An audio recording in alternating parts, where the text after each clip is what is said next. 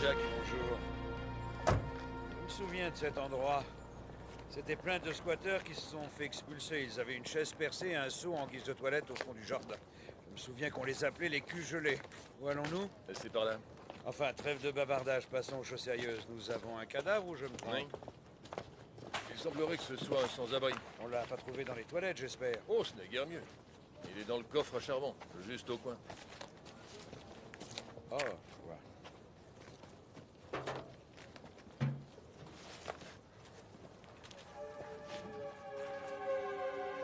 Oh, mon Dieu, oui. Il est mort et bien mort. Une idée de qui cela peut être? C'est sûrement le clochard qui a grimpé là-dedans et qui est mort de froid. Oui, apparemment, il est là depuis longtemps. Quelques mois au moins. Il était comme ça quand on l'a trouvé? Non, recouvert de charbon et un morceau de tôle ondulé était sur le coffre.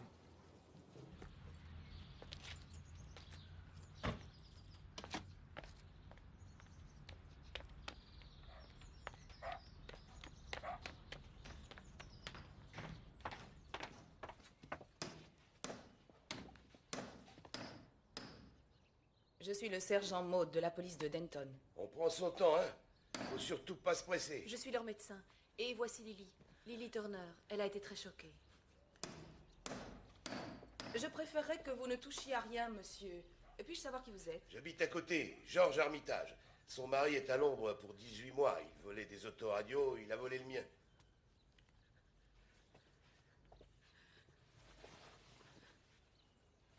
Bonjour, Lily. Si vous me disiez ce qui est arrivé. Quelqu'un a-t-il touché à votre enfant? Apparemment, quelqu'un est entré et l'a réveillée. Lily regardait la télé dans la pièce à côté. Elle a essayé d'entrer, sans succès. Il avait coincé une chaise sous la poignée de la porte. Elle l'a entendu bouger, alors elle s'est précipitée chez moi. Je suis venu, j'ai réussi à ouvrir la porte, il s'était enfui. Dites-moi comment il va. Il y a eu une agression sexuelle? Non, le petit n'a rien. Je n'ai trouvé aucune blessure, d'aucune sorte. Ah, mais j'ai trouvé ça par terre. Une seringue hypodermique, la voici. Une idée de ce qu'elle contient? Difficile à dire, on dirait de l'eau. À première vue, en tout cas. J'aimerais voir Monsieur Frost. Je crois qu'il a mes médailles. Jack, Oui? une jeune femme veut te voir.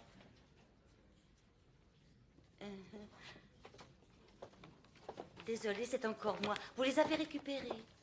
Récupérer, Madame Hinkley. Hinkley. Les médailles, vous vous souvenez? Un homme est venu des eaux et les a volées. Oh, un homme est venu des eaux, dites-vous. Ce ne sont pas trop les bijoux, mais les médailles de mon époux. Il a été tué près de Hambourg pendant la guerre. Médaille du mérite à titre posthume, un escroc soi-disant de la Compagnie des eaux est venu chez vous, c'est bien ça? Il est monté au premier, a tiré la chasse d'eau, et quand il est parti, il m'avait tout... Oui, oui, je me souviens. Si j'avais du nouveau, je vous préviendrai aussitôt, c'est promis. Je n'en doute pas, Monsieur Frost, étant vous-même un héros.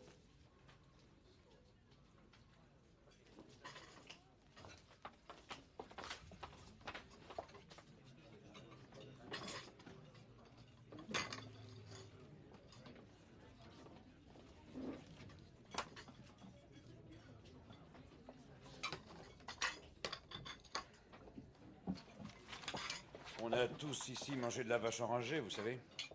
Alors, de quoi s'agit-il?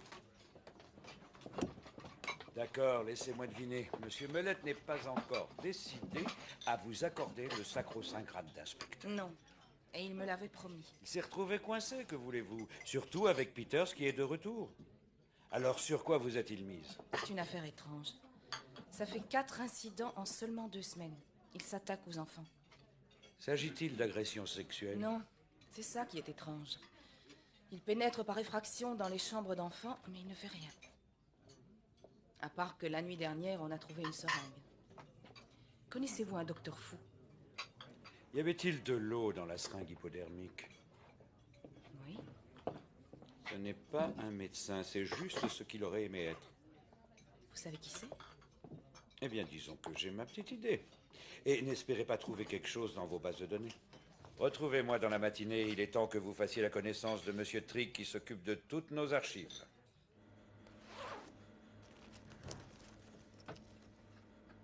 Ah, vous voilà, inspecteur. Entrez, jetez donc un coup d'œil. Oui, merci.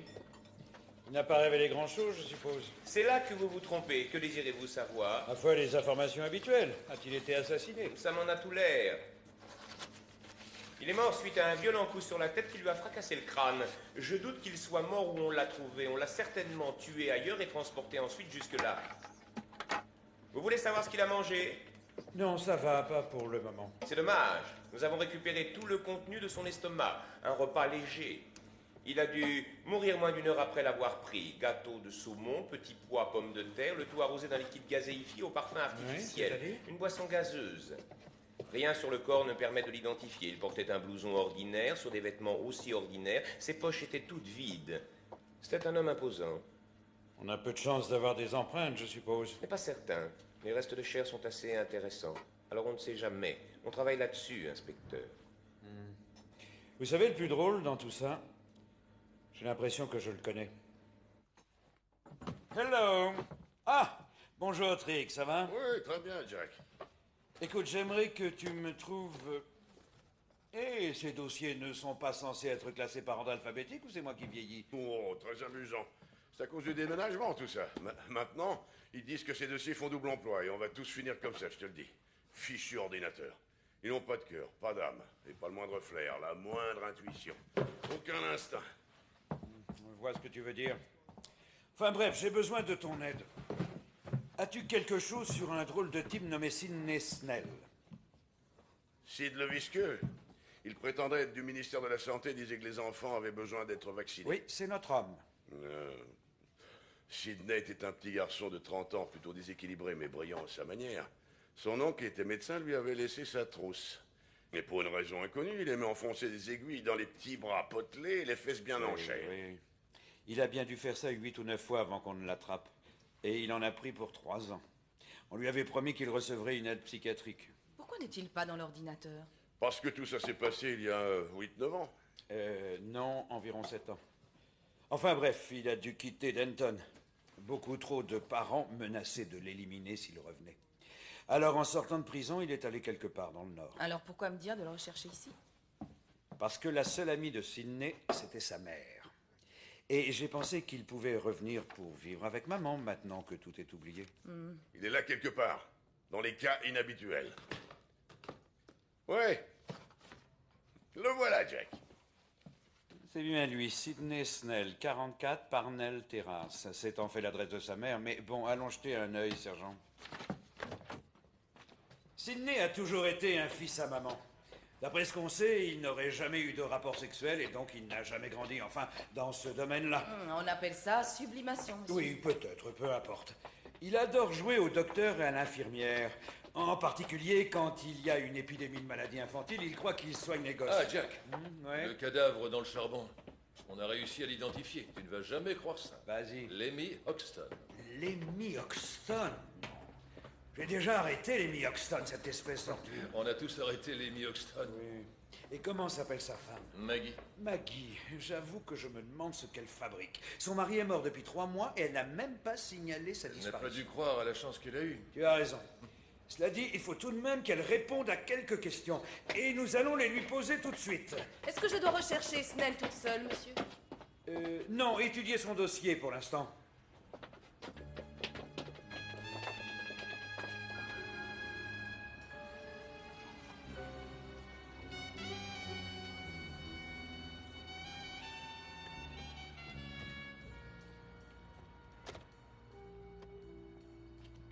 Regarde ça. C'est la voiture de Lemmy.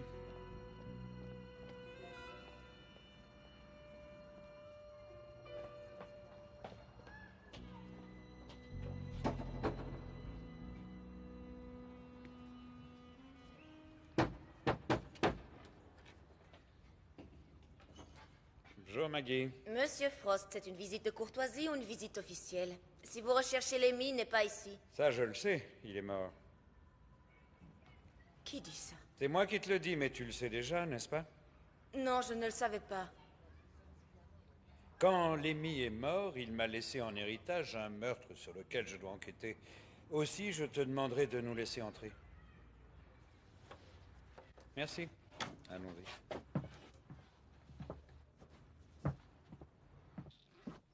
Vous n'avez pas le droit de fouiller ma maison. Tu ne veux pas savoir ce qui lui est arrivé? Non. Bien, je vais te le dire. Il est mort depuis 3 mois d'un violent coup sur la tête. Oh, le pauvre. Je vois que tu réagis bien à la récente nouvelle de cette perte.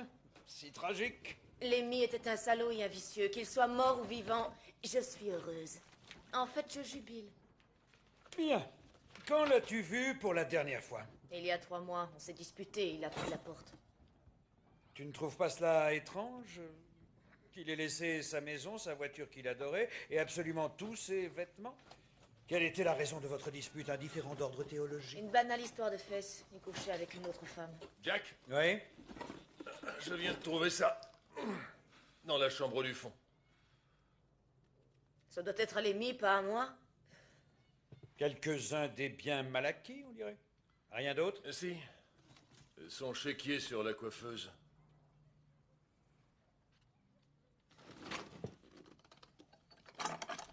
Lemmy vous a donc quitté il y a 3 mois. Vous a-t-il laissé de l'argent pour le loyer? Non, il se fichait totalement de moi. Oh, je t'en prie, Maggie, tu sais que c'est faux. Il était très entiché de toi, bien sûr qu'il l'était. Même après sa mort, il a continué à signer des chèques pour toi. Voilà son chéquier. On s'est rendu à sa banque, et tu sais quoi?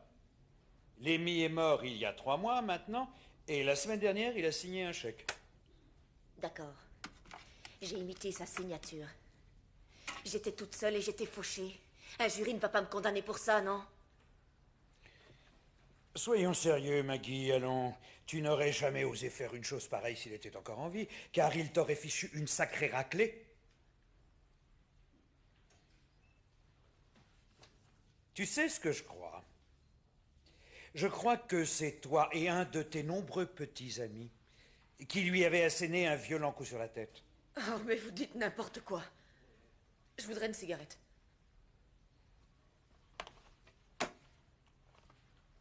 Je vais vous dire la vérité. Lemmy est parti faire un boulot ce jour-là. Une de ces fameuses visites à domicile. Et quand je l'ai pas vu revenir, j'ai pensé qu'il s'était encore fait coincer. Et le temps a passé, et il n'est jamais revenu. Et puis je me suis dit qu'il fallait trouver une solution. Au bout d'un moment, j'ai commencé à signer des chèques. Vous n'avez pas pensé qu'il était mort? Je l'espérais, oui. Pourquoi ne rien dire à la police? Parce que j'avais peur que sa femme légitime récupère le liquide et la maison. Je suis juste sa concubine. Je voudrais mon sac.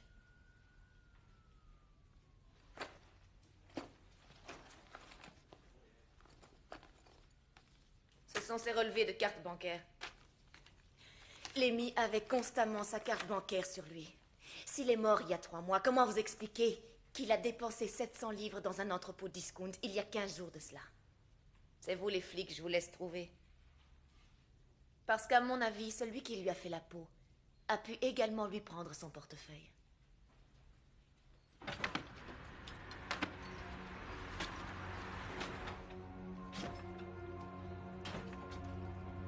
Regardez-moi ça. Non mais regardez, plus de gaz, plus d'eau, plus d'électricité, juste des gravats. Vous savez que c'était une rue très agréable dans le temps avant qu'ils se mettent à tout détruire. Enfin, c'est ici que Sidney Snell habitait, au numéro 44.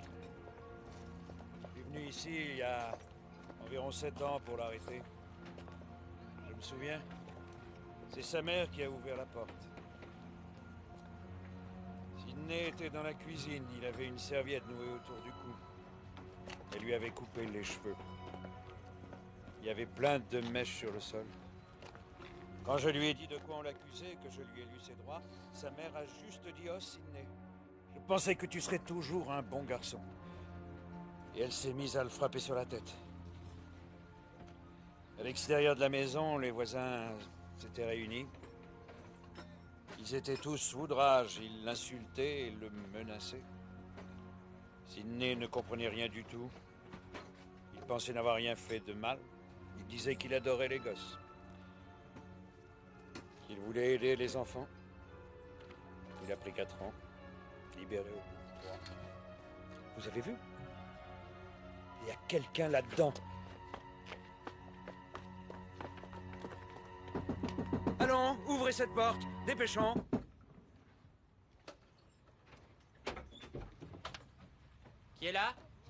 C'est le petit chaperon rouge. C'est bon, Sidney, ouvre-moi. C'est bien vous, Monsieur Frost. J'espérais ne jamais vous revoir. Oui, ça, je veux bien te croire, Sidney.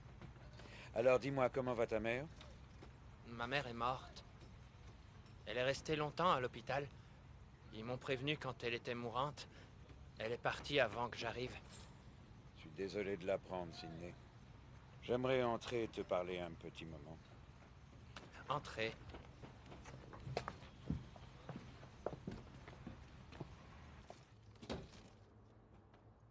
Non, merci. Hein, j'espère que vous allez me dire de quoi il s'agit. Eh bien, non, je passais dans le coin, je me suis dit, tiens, je sais où me faire offrir une bonne tasse de thé et des gâteaux. Quand votre mère est-elle morte? Il y a 2 semaines. Donc vous êtes à Denton depuis 2 semaines.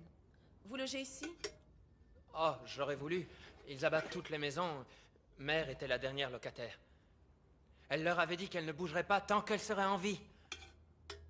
Quand elle est morte, avant les funérailles, ils m'ont dit qu'ils allaient détruire la maison. Demain, ils vont commencer à tout casser. Je vais retourner à Newcastle. Monsieur Snell, depuis que vous êtes revenu à Denton, nous avons reçu des plaintes concernant des enfants qui ont été agressés dans leur lit. J'ai jamais fait de mal aux enfants. C'était il y a des années. J'ai été arrêté et puni. J'ai retenu la leçon. Ils n'aiment pas les gens comme moi en prison. Oh non. Je sais, oui, et je les comprends, je dois dire. Je me suis fait tabasser. Où étiez-vous dans la nuit d'avant-hier, monsieur Snell? Ici, je ne sors jamais. Je vois, et que fais-tu pour passer le temps alors?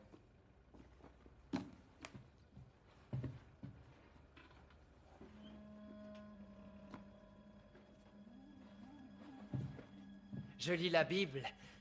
J'ai eu ma punition. Et je me suis tourné vers le Seigneur. Est-ce que le Seigneur sait ce qu'il y a dans ton tiroir, Sidney? C'est tout à fait innocent. Oui, mais toi, tu ne l'es pas. Qu'est-ce que c'est que tout ça? Hein? Je pense que nous devrions en parler ailleurs. J'ai rien fait de mal. Vous n'allez pas recommencer à m'accuser de tout ça? Je crois que tu as recommencé à jouer les très vilains garçons. Non, c'est faux, j'ai rien fait de mal. J'ai compris la leçon. Ma mère vient de mourir. Les enfants sont mes amis. D'accord, viens t'asseoir face à moi, Sidney. Allez, assieds-toi. Je veux que tu me promettes que tu ne seras plus jamais un vilain garçon, tu m'entends? Allons, je veux que tu me jures sur la Bible. J'attends.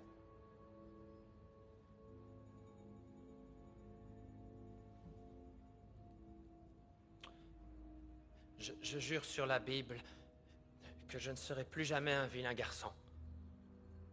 Et que je retournerai à Newcastle demain sans faute. Monsieur! Laissez-moi faire. Et Et que tu ne reviendras jamais à Denton. je jure que je ne reviendrai jamais à Denton. Je le jure. Amen. Amen. Eh bien.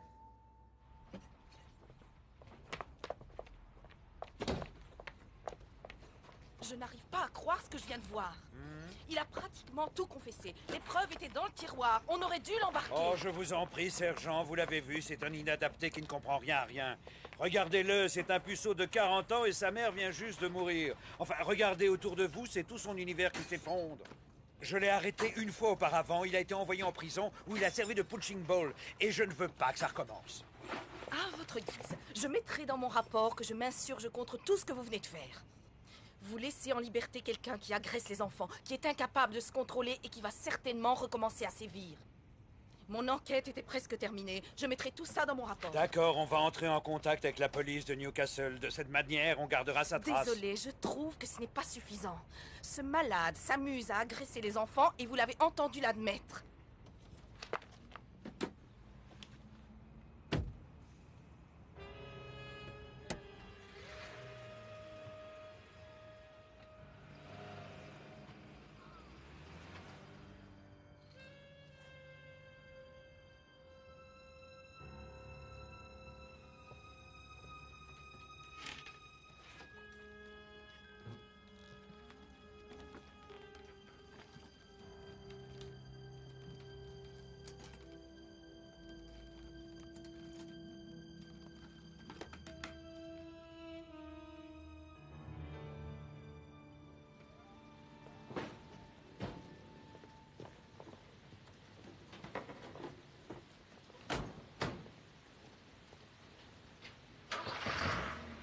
Bonne nuit, les gars. Merci encore, hein.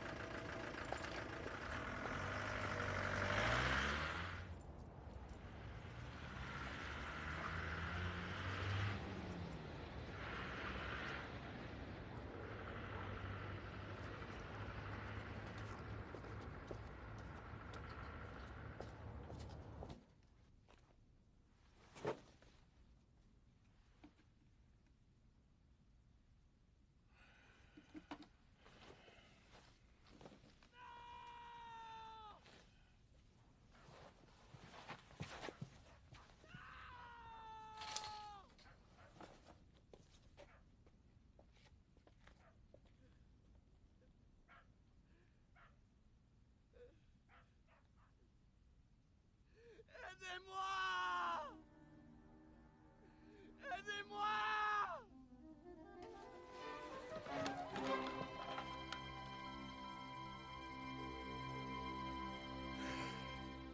Police!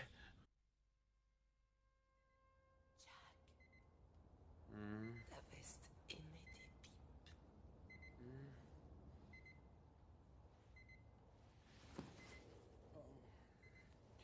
J'y vais.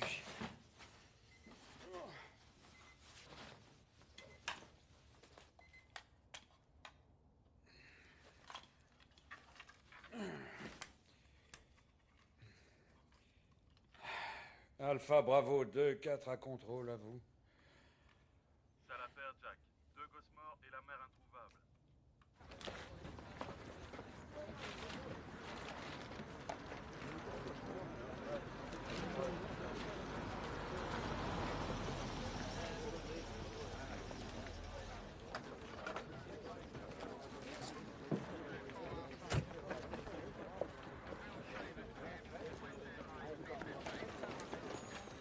Le sergent Toulane est à l'intérieur, chef, avec le sergent Maud. Très bien. Rendez-vous utile, interrogez les voisins, ça vous évitera de le faire demain matin. Entendu, chef.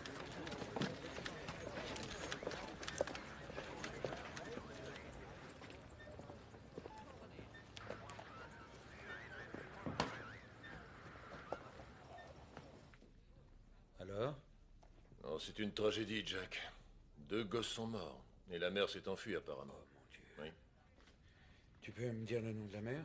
Nancy Groover, âgée de 21 ans. Personne ne l'a vue s'en aller, mais nous pensons qu'elle porte un manteau rouge. On a lancé un avis de recherche. Et on sait où est le Il père? est là, à l'intérieur. Le médecin lui a donné un sédatif. Il dit qu'il doit être hospitalisé.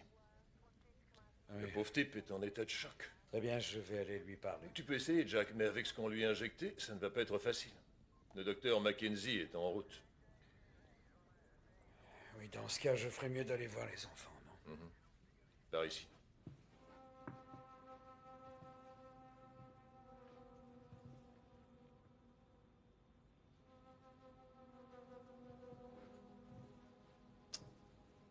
Denis, âgé de 3 ans.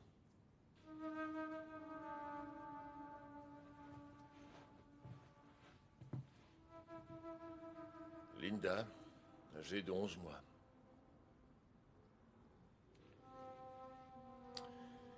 Nous pensons que c'est le coussin qui a servi à les étouffer. Comment peut-on faire une chose pareille?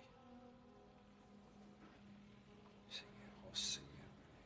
Aucun indice sur l'endroit où pourrait se trouver la mère, je suppose. Non, pas vraiment, Jack, non. Pauvre gosse.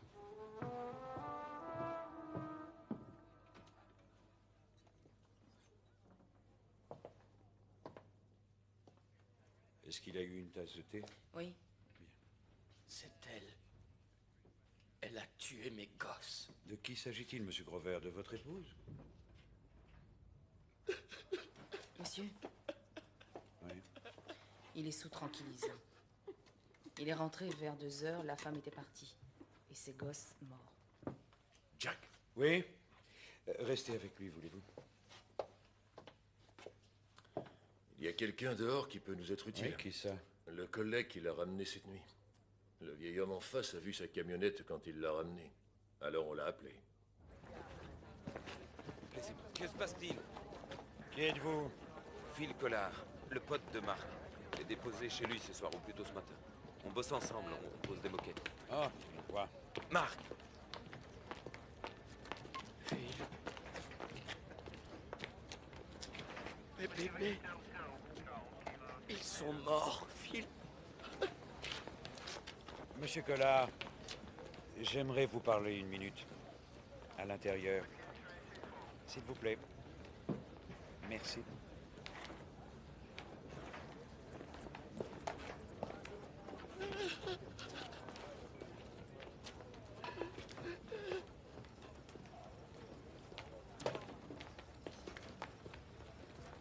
Qui est ce sergent? C'est le père, docteur Mackenzie. Il est en état de choc. Ah. Les enfants sont dans la petite chambre. Pourriez-vous vérifier s'ils n'ont pas subi d'injection? D'injection? Je croyais qu'il s'agissait d'asphyxie. Oui, mais vérifiez s'il n'y a pas de marque de seringue hypodermique. Je vous promets de vérifier ça.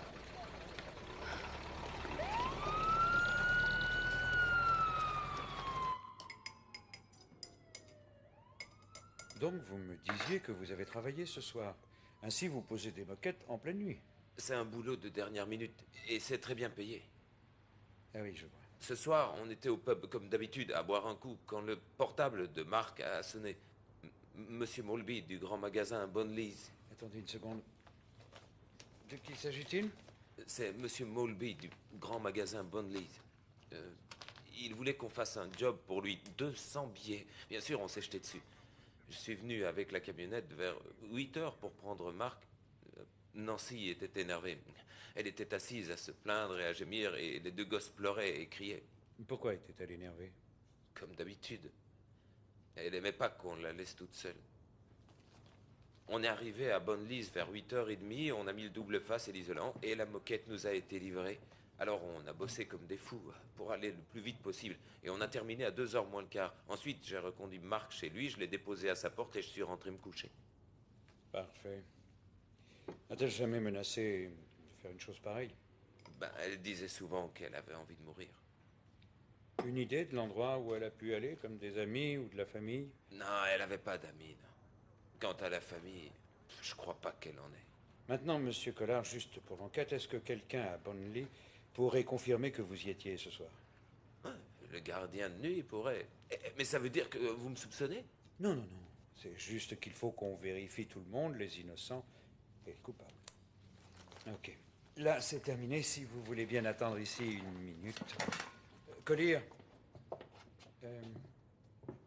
Allez là-bas, voulez-vous, et vérifiez l'histoire de monsieur Collard au sujet de sa soirée au magasin Bonley. Bien. Monsieur Collard? Du nouveau, sergent? Oui, nous avons un voisin ici qui a vu quelque chose. Eh bien, monsieur, dites-moi donc ce que vous avez vu. J'ai du mal à dormir. C'est souvent le cas quand on vieillit. J'ai entendu quelqu'un dévaler la rue aux alentours d'1h30 du matin, et c'est ce qui m'a réveillé. Je n'ai pas réussi à me rendormir, alors j'ai sorti mon chien. Marc et son copain sont rentrés, je dirais, vers 2h. Merci beaucoup, ça nous est très utile. Occupez-vous de monsieur, sergent. On va vous servir une tasse de thé bien chaud. Venez. Bonsoir, Jack. Non, pas maintenant, Sandy. Ce n'est pas joli. Je t'ai rendu service.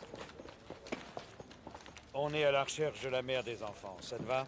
Elle les a étouffés. Je suppose qu'elle a dû péter un plomb. Oh, je t'en prie, Sandy. T'es pas sûr, mais ne me dis pas que t'es dans le Je brouillard. ne suis pas dans le brouillard, mais je ne suis sûr de rien. Cette histoire va faire les gros titres, Jack. Oui, mais tu sais qu'ici, à Denton, on ne recherche pas la publicité. À plus tard, Jack. Monsieur Mallette! Monsieur Mallette, une déclaration, s'il vous plaît. Tout ce que j'ai à vous dire dans l'immédiat, c'est que nous avons une excellente équipe. Mes hommes feront absolument tout ce qui est en leur pouvoir.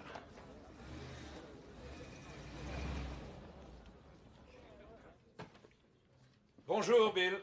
Bonjour, Jack. Il veut te voir. Tu veux dire Melette? Je veux toujours dire Melette. Bonjour, monsieur. J'ai vu que les journalistes vous avaient pris en photo hier soir. Asseyez-vous. Non, merci. Vous m'avez entendu? Asseyez-vous.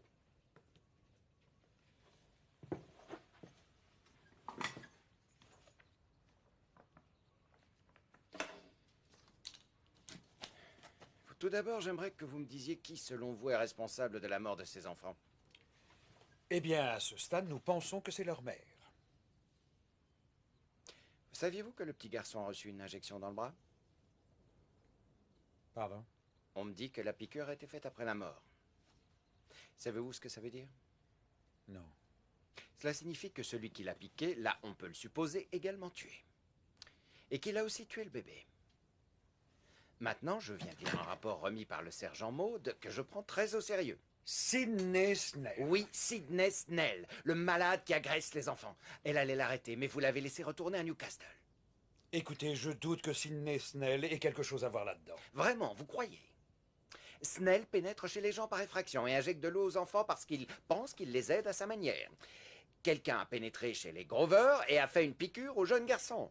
Sidney est un cas pathologique, oui. Il est inadapté, mais il n'a rien d'un tueur. Comment le savez-vous? Supposez que ça ait mal tourné. Supposez qu'un des gamins se soit réveillé et qu'il ait dû utiliser ce coussin. Supposez que la mère soit entrée et qu'il l'ait tué aussi. Très bien, alors où est le corps? J'en sais rien, mais vous êtes un policier expérimenté qui a laissé Snell s'en aller. Je veux savoir pourquoi.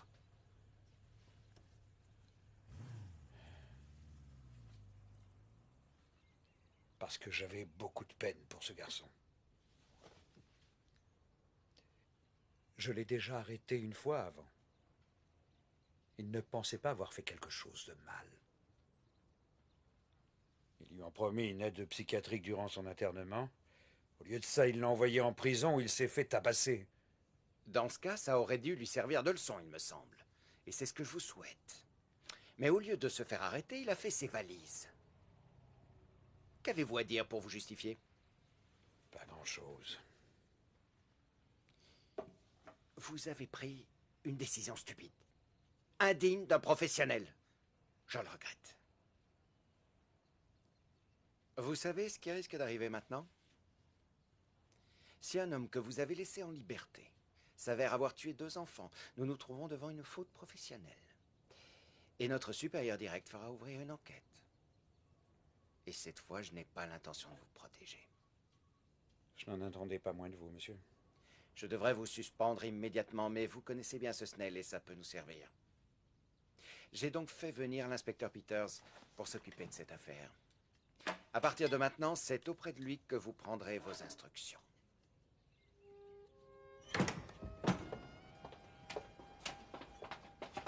Monsieur, je suis désolée, j'étais obligée de le faire pour sauvegarder ma position. Les preuves étaient évidentes. Je comprends, sergent. Donc vous n'avez pas cru que c'était personnel? Mais non, voyons, j'ai juste trouvé ça excellent pour votre carrière. Oui, bien sûr. Oui, bien sûr. Maintenant, il y a l'inspecteur Peters avec qui il faut travailler. Et c'est un individu très carré qui voudra trouver une solution tout aussi carrée. Oui, bien sûr. On a quelque chose de nouveau? Pas grand-chose. 2 des voisins ont entendu des éclats de voix venant du pavillon un peu plus tôt. Quoi, celui des Grover? Non, c'est impossible, monsieur. J'ai vérifié ce qu'avait dit Mark Grover concernant les horaires chez Bonne Lise. D'après le gardien de nuit, les 2 hommes sont restés de 8h30 à pas loin de 2h ce matin-là. Ils ne pouvaient pas sortir car les portes étaient verrouillées. Quelqu'un peut le confirmer? Oui. J'ai parlé à l'homme qui les a engagés, à monsieur Molby, responsable de la déco. Il dit avoir appelé à minuit pour voir où ils en étaient et parler à Mark Grover qui était là. Oui, bon, très bien, sergent. C'est très bien. Quelles sont les directives de monsieur Peters? On met les bouchées doubles pour trouver la mère et il y a un mandat contre Sidney Snell. Intéressant. Et j'étais en route pour la morgue où je vais voir le légiste. Très bien. Je vais venir avec vous. Il n'y a aucun doute. Les enfants ont été asphyxiés avec un coussin pendant leur sommeil. Ils n'ont pas crié, ils ne se sont aperçus de rien. Et la trace de piqûre sur le bras du garçon? Que faites-vous de ça? J'avoue ne pas comprendre. J'ai pensé qu'il pouvait s'agir d'un tranquillisant, mais je n'en ai trouvé aucune trace. C'est la petite lettre de l'eau? Possible. Si vous voulez l'heure de la mort, pour le moment, je la situe entre 11h du soir et minuit. Je peux être plus précis si vous pouvez me dire à quelle heure ils ont pris leur dernier repas. Le père doit savoir à quelle heure il dînait. Il est toujours à l'hôpital, sous tranquillisant, en état de choc. Le docteur interdit qu'on le questionne. Et vous n'avez pas encore trouvé la mère? Non. Si je peux me permettre, je pense que vous devriez vous hâter de le faire. Pourquoi vous dites ça? Parce qu'il arrive souvent que la mère mette fin à ses jours très peu de temps après. Dans le cas où elle a tué ses enfants. Mais ça, nous l'ignorons. Et nous avons un autre suspect.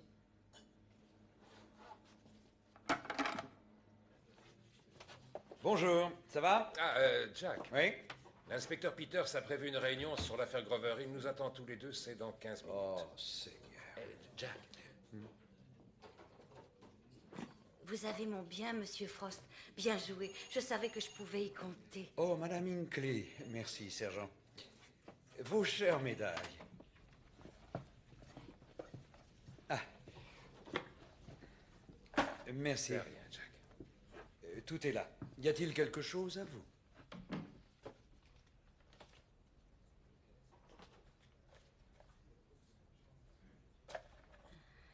Oh oui, bien sûr.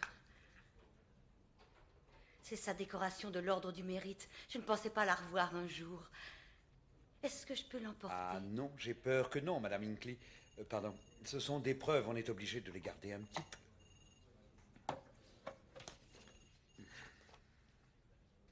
Oh!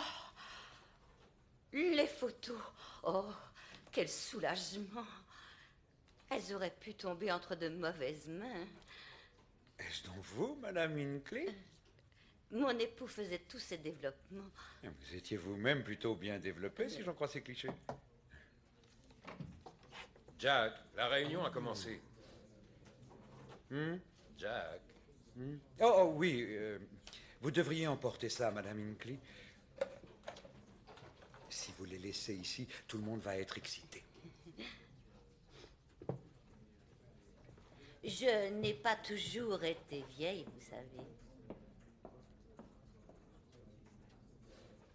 Nancy Grover, 21 ans, la mère disparue.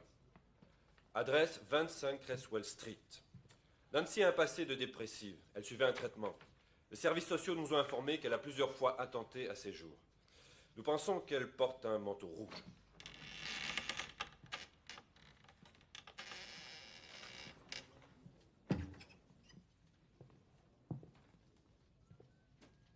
Nous avons commencé, inspecteur. Oui, je vois. Désolé. Nous recherchons aussi cet homme, Sidney Snell. Considérez-le comme suspect, de même que la mère. Il faut les trouver tous les deux. Bien. Des questions? Parfait. Au boulot.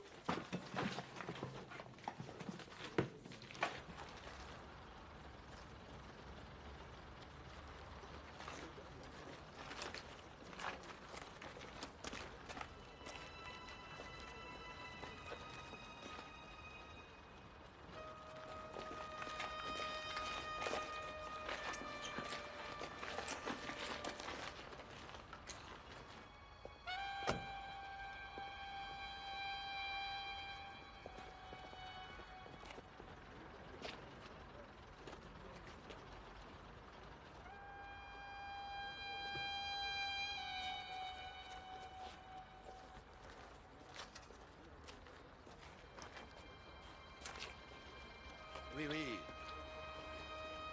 Ça y est, la police vient d'arriver. On devrait repartir d'ici peu. Où est-elle? À l'intérieur du tunnel, juste là. Une idée du temps que ça va prendre? Non, j'ai peur que non. C'est pas facile à gérer, vous savez. Nous avons plusieurs trains coincés sur toute la ligne. Vraiment? C'est dommage.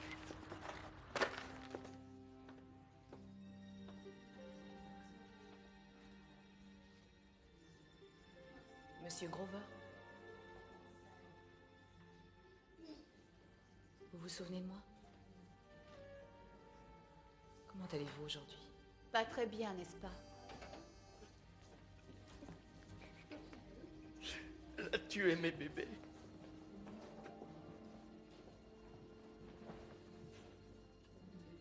Monsieur Grover, il faut que je vous dise quelque chose.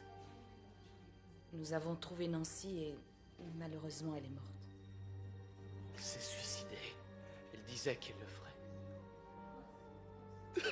Elle a tué mes enfants.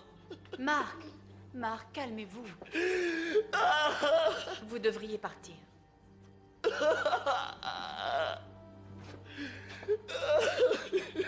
Monsieur Grover, hier soir, vous avez dit que quelqu'un était entré chez vous. Est-ce que vous auriez vu cette personne? Laissez-moi tranquille. S'il vous plaît, allez-vous-en. Partez. Vous avez une idée de qui c'est?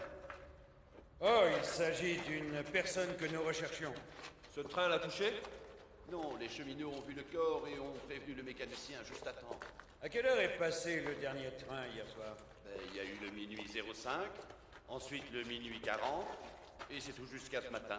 Pouvez-vous examiner vos trains? Ça va pas être facile à cette heure-ci, mais on va essayer. Dites, vous pourriez enlever le corps pour reprendre un trafic normal? Est-il possible qu'elle ait traversé le tunnel? Je dirais plutôt qu'elle a dû sauter du parapet. Elle a atterri sur le toit d'un wagon et est tombée dans le tunnel. Merci. Bien, c'est clair. Quoi? Elle a tué ses gosses, elle a marché jusque-là, elle a sauté. Eh, une minute, s'il vous plaît. Nous avons des témoins qui attestent avoir entendu une dispute sur le coup de minuit. Elle a dû marcher bien vite pour avoir le temps de venir ici, se faire rouler dessus par le minuit 5 ou le minuit 40, c'est pareil. Je suis d'accord, inspecteur. Et de plus, cette mort n'est pas un suicide. Elle a été assassinée. Pardon? Si c'était le train qui l'avait tuée, je n'aurais pu m'en apercevoir qu'au cours de l'autopsie. Mais elle a été plusieurs fois poignardée au bras. Je présume qu'elle a essayé de se défendre. Ensuite, j'ai vu que la poitrine aussi était touchée. Un couteau aiguisé, très pointu. Il est fort possible qu'elle ait été tuée ailleurs, probablement vers minuit, puis amenée ici. Et les autres blessures ont été causées par le train. Donc, si c'est bien un meurtre, ça nous ramène à Sidney Snell encore une fois. Sidney Snell n'est pas un malade du poignard. S'il avait fait ça, il n'aurait pas essayé de cacher son crime en traînant le corps ici. Il aurait paniqué et se serait enfui. Pourquoi ne pas retourner à Creswell Street et repasser en revue toutes les preuves? C'est vrai, s'il est coupable, pourquoi n'y a-t-il aucune tache de sang? Ça, je n'en sais rien du tout. Snell a été déclaré psychotique. Nancy Grover avait plusieurs fois tenté à ses jours. Jack, nous savons pourquoi vous ne voulez pas que ce soit Snell.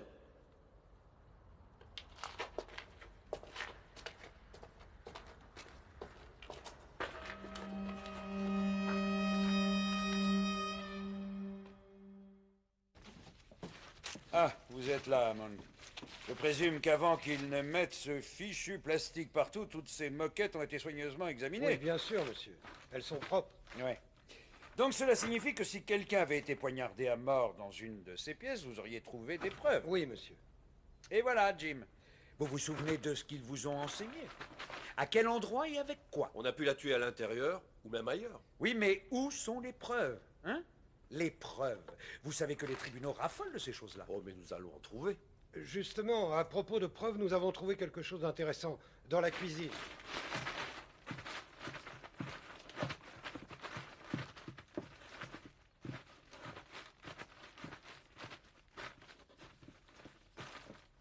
Vous voyez cette porte, monsieur? Apparemment, ce sont les enfants des voisins qui ont brisé le panneau. Et je dirais que cette plaque de contreplaqué a été abîmée tout récemment. Et comme vous le voyez, elle a été forcée.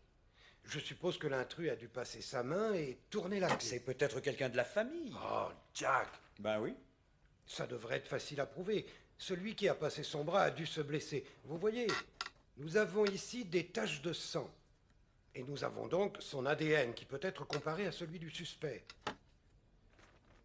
S'il se trouve que vous en avez un. Oui, c'est le cas. Sidney Snell. Je me charge de le coincer.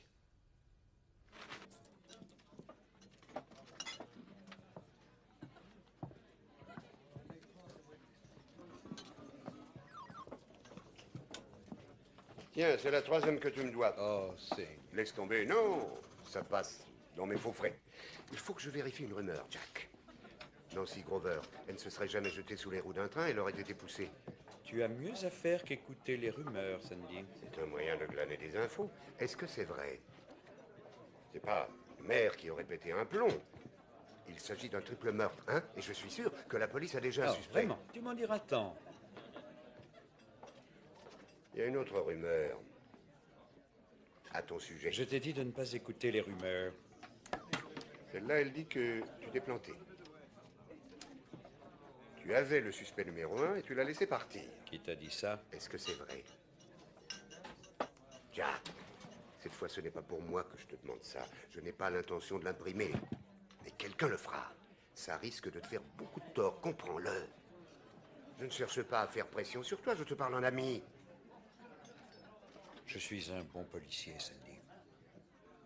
Pas de la nouvelle génération, je suis de la vieille école. Avec des sentiments et un instinct très sûr. D'accord, je ne respecte pas toutes les règles et je prends des raccourcis. Mais mon jugement est fiable. Oui, on le sait, ça. Mais tu en es sûr cette fois?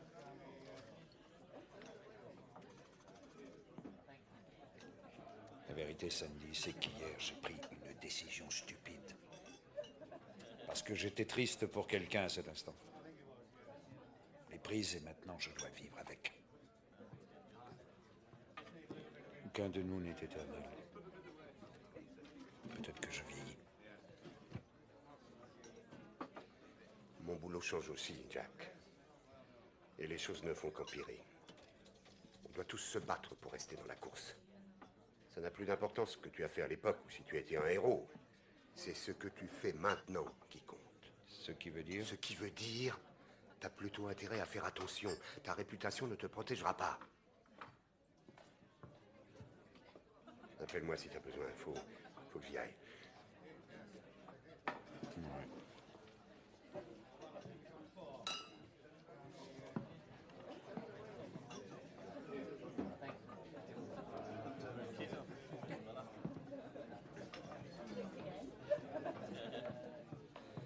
Enfin, te voilà.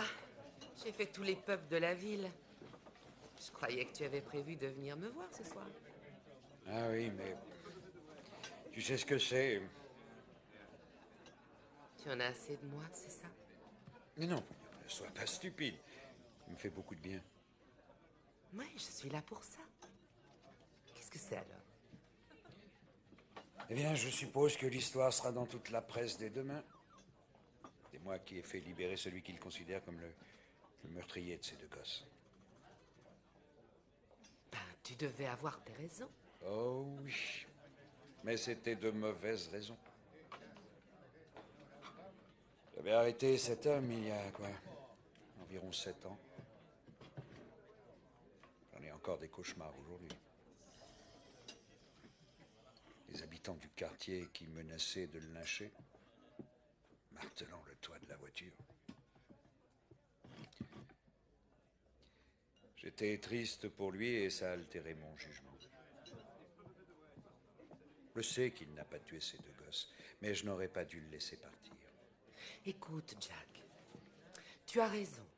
Et les faits l'ont toujours montré. Tu es simplement exténué. Ce qu'il te faut, c'est des congés. Qu'est-ce que je fais en congé? Si tu es déterminé à rester là, à t'apitoyer sur ton sort, je préfère m'en aller. Oui, bon. Très bien, Kitty.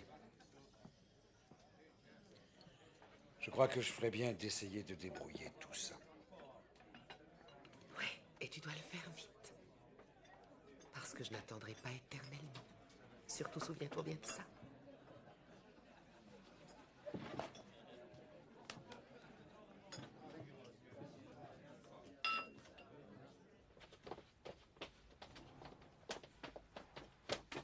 Des nouvelles de Snell, sergent? Non, monsieur, absolument aucune. En tout cas, elle peut pas être retournée dans son ancienne maison. Elle passe au bulldozer aujourd'hui.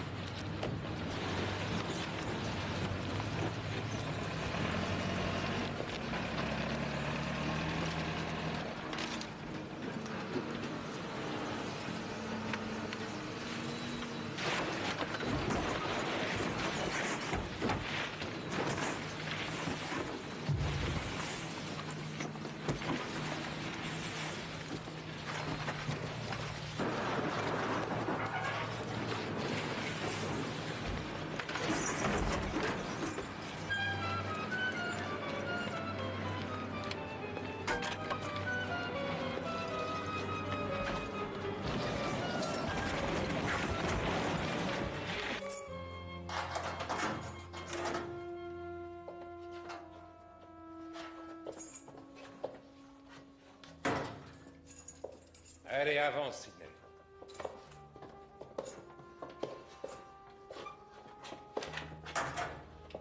Bonjour. Monsieur Frost! Où est-ce qu'on l'a trouvé? Le sergent Maud l'a amené. Il sortait de sa maison. Vous savez que j'ai rien fait! Oh oui, tu es sûr. Comment tu t'es coupé la main? En lisant la Bible, hein? Ou tu m'avais promis? Ne vous occupez pas de lui. C'est mon prisonnier. Vous voulez que j'assiste à l'interrogatoire? Surtout pas, non.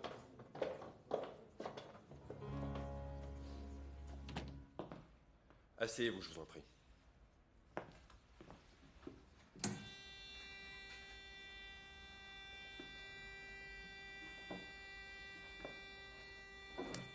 Interrogatoire de Monsieur Snell à 11h moins 5 du matin.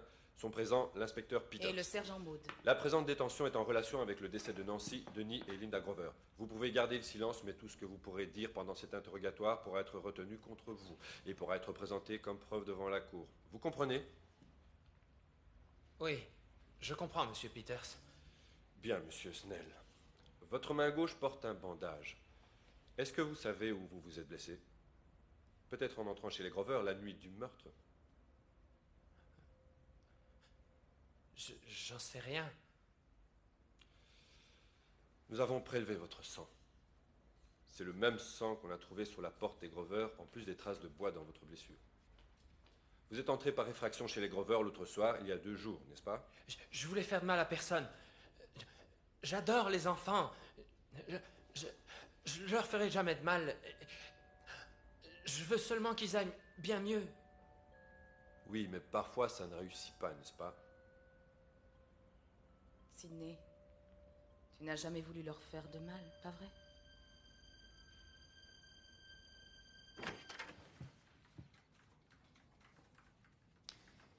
Tenez, regardez ça. Merci. Qu'est-ce que c'est? Ce sont des aveux, ceux de Snell. Des aveux? Des aveux de quoi? Cambriolage, mauvais traitement enfant, le meurtre de Madame Grover et de ses 2 enfants. Tout s'est passé comme ça, dit-il. Il ne sait pas ce qui est arrivé après. Oh, miséricorde, c'est pas vrai. Vous voulez dire félicitations? Non, je veux dire miséricorde. Je crois avoir pris une mauvaise décision. Il me l'avait promis sur la Bible. Ce n'est pas seulement une mauvaise décision, c'est une faute grave. 2 enfants qui sont maintenant morts seraient encore en vie si vous aviez agi sainement. Le chef m'a demandé de lui remettre mon rapport. Je vais devoir ordonner une enquête.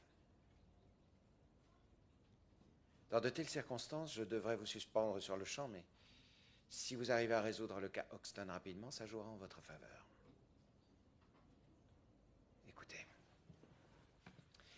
tenez-vous éloigné de Snell. Il est en garde à vue et vous n'y pouvez plus rien. Il va être présenté au juge. Oui, monsieur.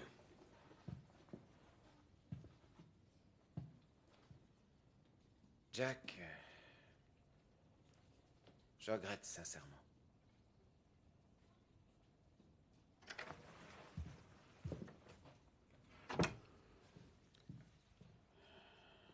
Ça, moi aussi.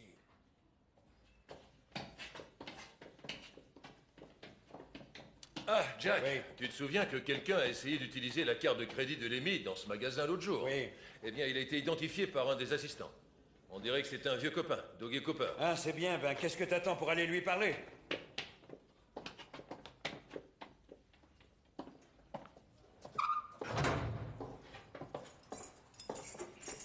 L'inspecteur Peters va pas apprécier. Eh ben, il n'y a qu'à pas lui en parler.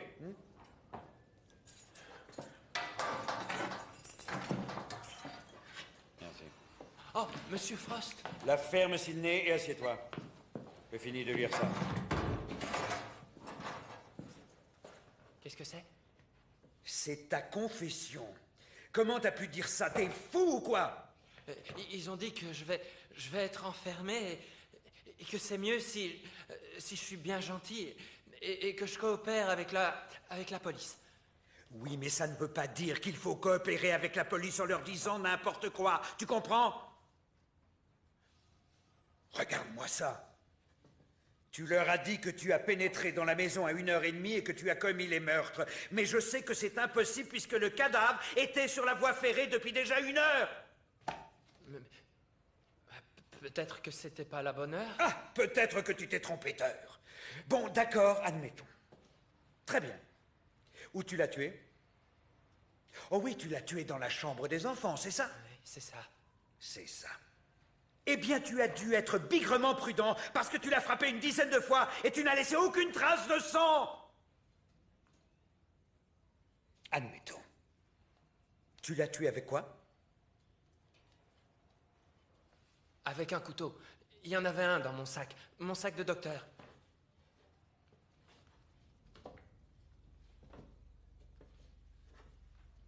Sidney, voyons. Tu m'avais promis que tu te conduirais bien. Tu m'avais juré de ne pas recommencer, de ne rien faire avec des enfants, et tu es allé dans cette maison. Il y a plein de sang à toi sur la porte. Tu n'as pas tenu ta promesse, dis-moi. Non, Monsieur Frost. Mais je les ai pas tués, c'est pas moi. Je les aime trop. Et pourquoi as-tu signé ceci? Monsieur Peters a dit que c'était pour mon bien. Ah oui. Et tu as signé. Pour 25 ans à l'ombre. Avec une remise de peine pour bonne conduite.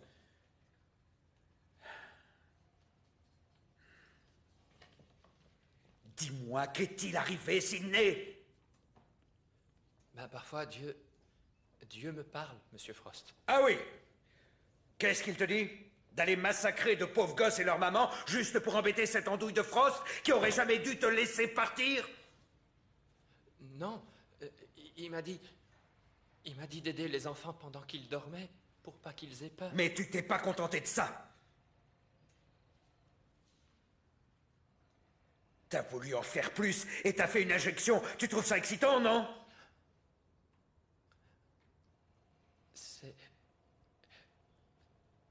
Ils ont jamais eu mal. J'ai vu la dame au parc avec ses enfants. Je les ai suivis chez eux. Après votre départ, j'ai fait mes paquets. Et puis, je me suis rappelé ces deux enfants. Alors, je suis allé dans leur maison. Tu es monté les voir. T'as pas résisté, t'as pas pu. Ça s'entend quand un enfant est endormi. Là, c'était tranquille. J'aurais dû savoir que ça allait pas. Le petit garçon avait son bras sur la couverture. Je l'ai piqué. Une toute petite injection. En général, il s'agite un peu et là, rien du tout. Quand j'ai touché son visage, il n'a pas bougé. Je l'entendais pas respirer. Aucun des deux ne respirait.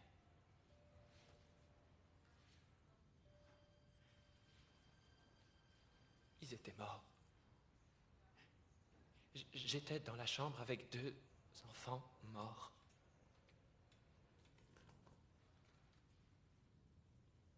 Est-ce que tu as aperçu la mère? Non, j'ai pas vu la maman. Je crois qu'il y avait personne à la maison. Alors j'ai paniqué, j'ai couru dans la rue et je suis resté dehors toute la nuit. Je suis innocent, Monsieur Frost. Tu n'es pas innocent. Tu es un pervers qui se livre à des attouchements sur des enfants. Qu'est-ce que ta maman dirait? Que c'est pas bien. Oui, que c'est pas bien, que tu es un sale gamin. Pourquoi je devrais te croire, hein? J'en sais rien.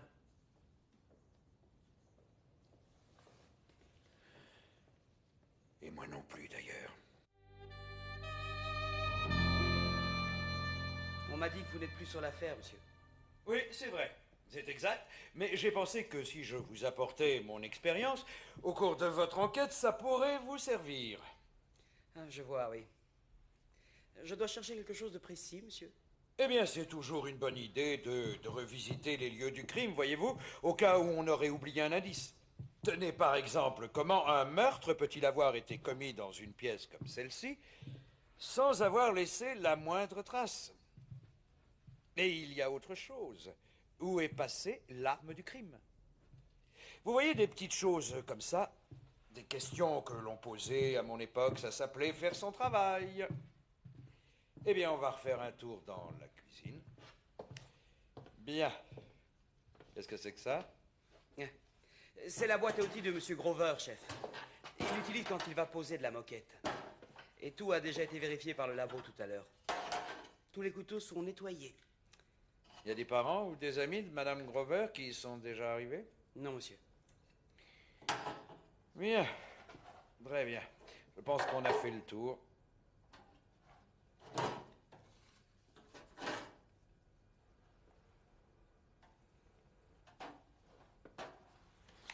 C'est fini? Nancy Grover, c'était bien une de vos patientes. Oui, j'ai appris la nouvelle par les journaux.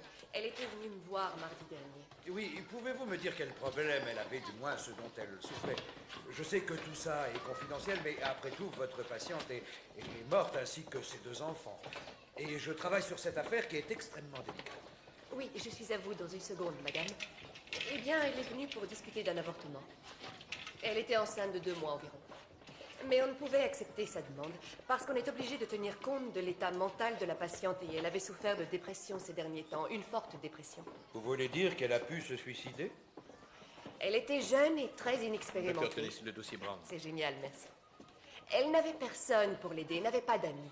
Son époux travaillait toute la journée et allait au pub tous les soirs. Elle se trouvait enfermée à la maison avec 2 petits-enfants et un autre dans le ventre. Vous comprenez qu'elle déprime, j'aurais déprimé pour moi. Est-ce qu'elle aurait essayé de se tuer? Qui sait? Je ne suis pas expert. Est-ce que vous diriez qu'elle était un danger pour les autres? Comme je l'ai dit, inspecteur, ce n'est pas mon domaine. Merci beaucoup. Merci, docteur. Dougie Cooper, bien. Vous êtes donc l'associé de Lemmy Hoxton, c'est ça? Vous avez travaillé ensemble? Vous prétendiez appartenir au service des eaux. Vous avez utilisé sa carte de crédit 2 mois après son décès. Maintenant, voulez-vous nous dire comment vous l'avez tué? Je l'ai pas tué, monsieur Toulan. Je savais pas qu'il était mort. C'est un peu plus grave cette fois-ci, Dougie. C'est vrai, ça s'appelle un meurtre. Non, écoutez, Lemmy et moi, on avait un plan. On trouvait une maison, avec des vieux, un cottage retiré, on mettait une veste du service des eaux, et j'allais arrêter l'eau à l'extérieur. Lemmy allait leur dire qu'il y avait un problème d'alimentation, ensuite il tripotait les robinets, et alors je remettais l'eau, ok? Lemmy disait qu'il avait fini, et qu'il allait vérifier à l'étage. Oh, c'est surprenant ce qu'on peut trouver dans les tiroirs d'une chambre. Attendez. Lemmy a trouvé cette maison à Alderney Cross, un joli cottage isolé, et 2 femmes qui vivaient seules, et le compteur bien loin de la maison. C'était tellement génial qu'on est allé manger dans un des pubs du coin avant. Oh, des croquettes de saumon avec des frites et des petits pois, le tout avec un soda. Ouais, c'est ça. Comment vous le savez? On boit jamais d'alcool quand on travaille. Oh, c'est tout à fait louable, Dougie. Alors après le repas, on a repris le van, je l'ai parqué dans une allée. Lemmy a mis la veste habituelle et il est parti pour faire son numéro. Je l'ai jamais revu, il n'est pas revenu après. J'ai attendu un certain temps et j'ai foutu le camp. J'ai pensé qu'il s'était peut-être fait choper ou qu'il avait trouvé le magot et qu'il avait filé. Alors vous avez décidé de vous venger en utilisant sa carte de crédit. Oui, il y a un peu de ça, oui. Vous dites que vous ne l'avez pas revu, alors comment avez-vous eu sa carte sinon en l'attaquant et en le tuant? Voyons, c'est facile, quoi. Quand il s'est changé, il a laissé sa veste dans le van. Elle est toujours dans mon armoire.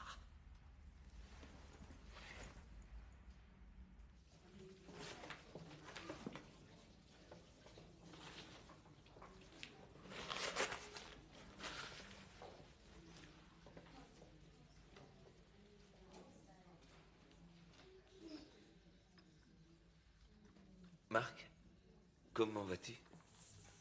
Ah, ça va beaucoup mieux. Ça fait du bien de te voir. Il y a un mec qui a été arrêté. Un pauvre type un peu branque. Oh, mon Dieu. Écoute, Marc, pourquoi tu... Oui, quoi? Tu viendrais pas chez nous un peu? Hein? Dites-lui, mademoiselle. C'est merveilleux d'avoir des amis fidèles.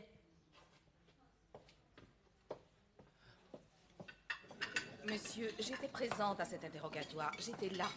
Et personne ne l'a forcé à dire quoi que ce soit. Tout s'est passé régulièrement. Tout ce que je veux dire, c'est que parfois on obtient de faux aveux. Ça peut arriver. Qu'est-ce que vous lui avez dit? Vous avez dit, Sidney, allons mon gars, ce qu'on fait là, c'est pour ton bien. C'est ce que vous avez dit. Qu'est-ce qui vous fait penser qu'il vous dit la vérité et non à nous, hein? Il vous a déjà menti auparavant. On l'a pris dans la maison. Il y a plein de sang à lui partout sur la porte. Et vous voulez dire qu'il est passé par là pendant qu'un autre commettait le meurtre? Ce que je veux dire, c'est que vous n'avez pas de mobile, que vous n'avez pas l'arme du crime et que vous n'avez même pas l'heure exacte. Tout ce que vous avez, c'est Nancy Grover sur la voie ferrée à environ minuit et aussi Sidney Snell dans la maison à plus d'une heure. Oui, et vous avez le sentiment que Sidney est trop bon pour faire une chose comme ça. Désolé, monsieur, mais nous avons des preuves. Sidney a une personnalité particulièrement instable. De plus, c'est notre seul suspect. Non. Que pensez-vous du mari? Je sais, j'ai vérifié. Mark Grover a dit la vérité. Je suis allée à l'hôpital, j'ai fait analyser ses vêtements, il n'y a rien. On a revu son alibi, je vous assure que c'est du solide. Saviez-vous que Nancy Grover désirait se faire avorter? Ça ne concerne en rien cette affaire. Au contraire, réfléchissez. Mark Grover adore les gosses. Tout le monde le dit. Ok, c'est pas un bon mariage, mais il adore ses enfants. Allez, sortez votre carnet, on va revoir tout ça. 3 témoins le disent chez Bonny de 20h à 2h. Son copain Phil Collard, ensuite Dan Milton, le gardien de nuit, et pour terminer, Monsieur Molby, directeur du magasin chez Bonny. Il a téléphoné au magasin, c'est ça? Eh bien, j'ai demandé à Collier de téléphoner chez Bonny hier soir. Vous savez quoi? Il a eu un répondeur. Alors? Alors, ça veut dire que les téléphones sont inopérants toute la nuit. Comment Monsieur Molby a-t-il joint Mark Grover? Je n'en sais rien. Je suppose qu'il faut lui demander. Ben oui, allons-y.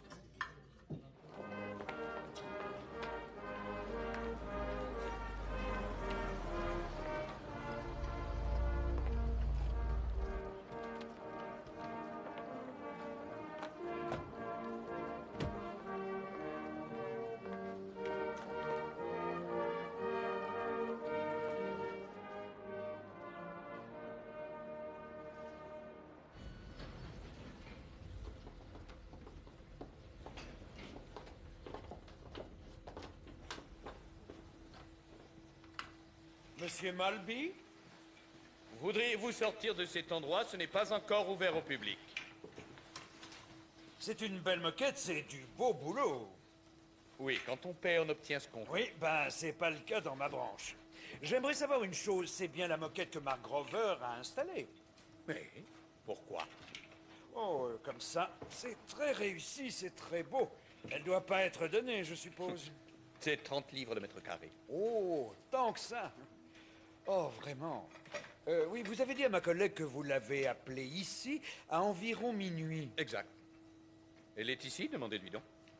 Oui, je me demande comment vous avez fait, parce que, voyez-vous, le standard du magasin est fermé à partir de 6 heures, et ensuite c'est sur répondeur. C'est pour ça que mes ouvriers ont tous un portable. Ah, vous l'avez appelé sur son portable. Ah, c'est ce que je pensais. Ça veut dire qu'en réalité, il pouvait être n'importe où, puisqu'un portable, c'est... portable. Et il m'a dit qu'il était ici, et il était ici quand je suis arrivé 1 heure plus tard. Maintenant, excusez-moi, je dois travailler. Vous travaillez beaucoup, on dirait. J'aime à superviser le travail qu'on me fait. Sinon, c'est hélas triste à dire, ce n'est ni fait ni à faire. Oui, ça je le sais. Je vois ce que vous voulez dire. Ça c'est d'alibi, hein, sergent? Oui, mais il a aussi été confirmé par le gardien de nuit, Dan Milton. Ah oui? Où était-il? Dans son petit local, il regardait les moniteurs. Oh, alors...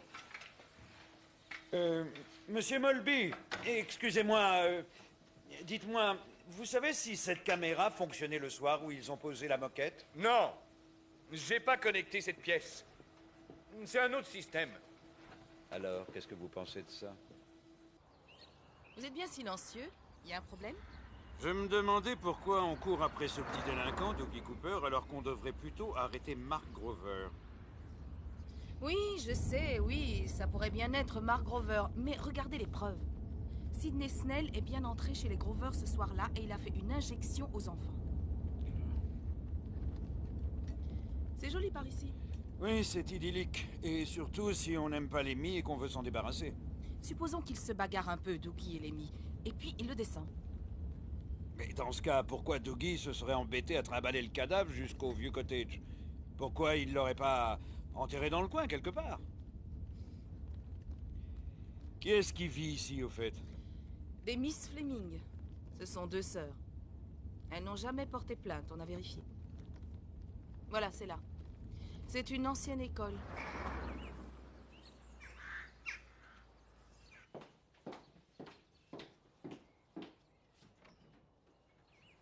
Miss Fleming? Je suis Caroline Fleming. Police.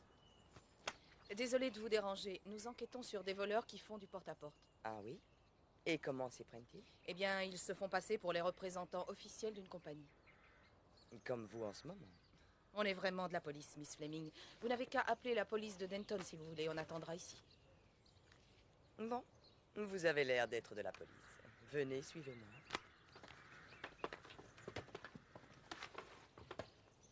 Nous aimerions savoir si vous avez eu un visiteur qui venait du service des eaux. Il y a environ 1 an, quand on a emménagé. Il a remis le compteur en route. Et vous pensez qu'il était de la compagnie des eaux? Je n'avais aucune raison d'en douter. Oui, bien sûr.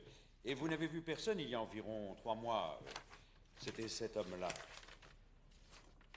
Il prétend venir de la part du service des eaux et quand il est dans la maison, il monte à l'étage et il cambriole. C'est affreux.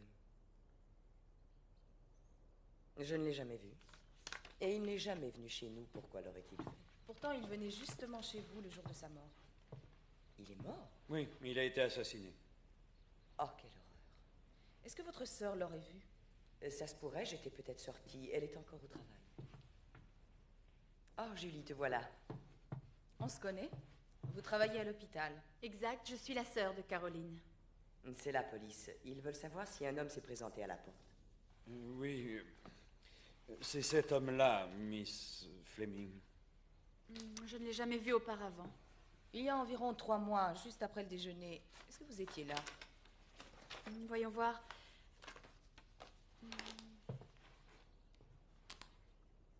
Non, j'étais dans l'équipe de nuit tout ce mois-là. S'il était venu, il aurait trouvé porte close. Et il serait reparti. Je suis désolée, mais on ne peut rien faire de plus. Nous n'avons pas beaucoup de visiteurs, à part quelques amis du village. Comment va Mark Grover? Oh, vous ne le saviez pas, mais il est reparti hier soir. Oh, déjà? Et vous savez où il est allé? Chez des amis. Monsieur Collard est passé le prendre. Oh, très bien. Eh bien, merci infiniment, Miss Fleming et Miss Fleming. Désolé de vous avoir dérangé.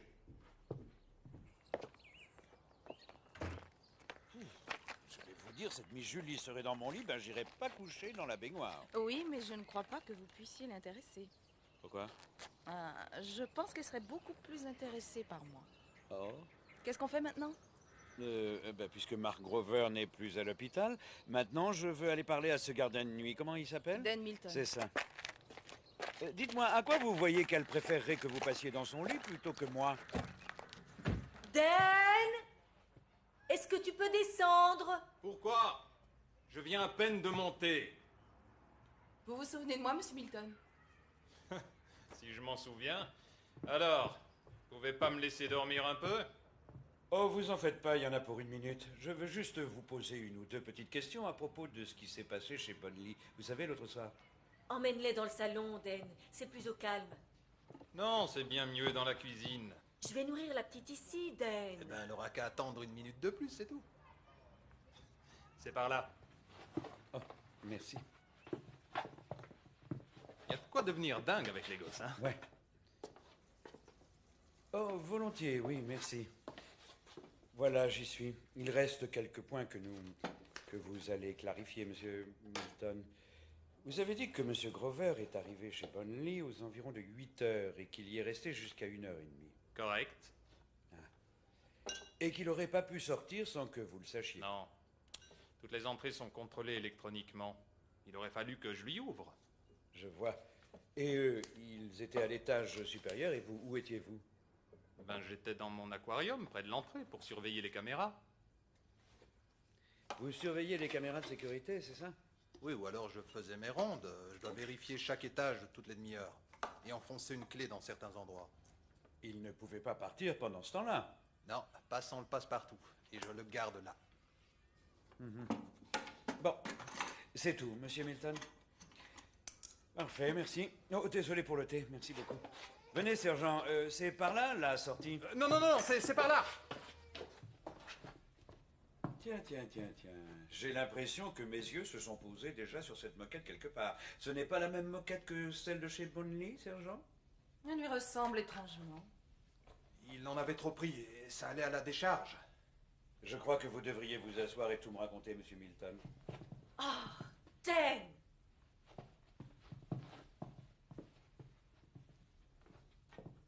Quelqu'un avait pris les mauvaises mesures. Il en restait un grand morceau. Et vous avez pensé, profitons-en. Ouais, on a fait 50-50. 50-50. Comment c'est arrivé là? Et qui l'a posé dans le salon? Ben, c'est eux. Alors c'était ça. Donc, Grover et Collard ont bien quitté cet immeuble cette nuit-là. Pas pour longtemps, à peine 2 heures. Vous nous avez raconté des bêtises, monsieur Milton. Si Bonley sait ça, c'est sûr que je perds mon job. Ça vous fera les pieds. J'enquête sur un meurtre et vous faites de fausses déclarations à la police. Je veux savoir exactement ce qui s'est passé, compris? Ils sont arrivés, il était à peu près 8 heures, ils ont bossé comme des malades. Je suis venu les voir après 11 heures, ils avaient presque terminé. Et il y avait ce morceau en trop, alors on s'est mis d'accord. Ils faisaient mon salon et ils gardaient tout le reste. Donc, ils sont sortis du magasin. Quelle heure il était? Pas loin de 11 heures. Ils sont revenus vers les 1 heure pour les finitions. Ils ont tout nettoyé et ils sont partis juste avant 2 heures. Très bien, venez, sergent.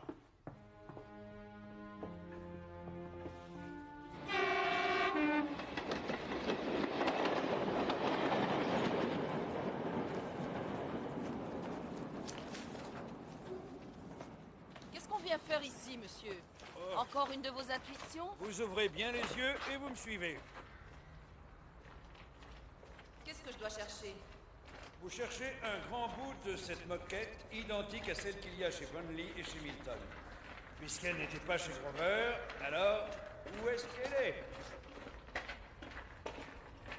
Vous êtes sûr qu'il n'y a pas de danger? Mais oui, bien sûr, il n'y a aucun risque.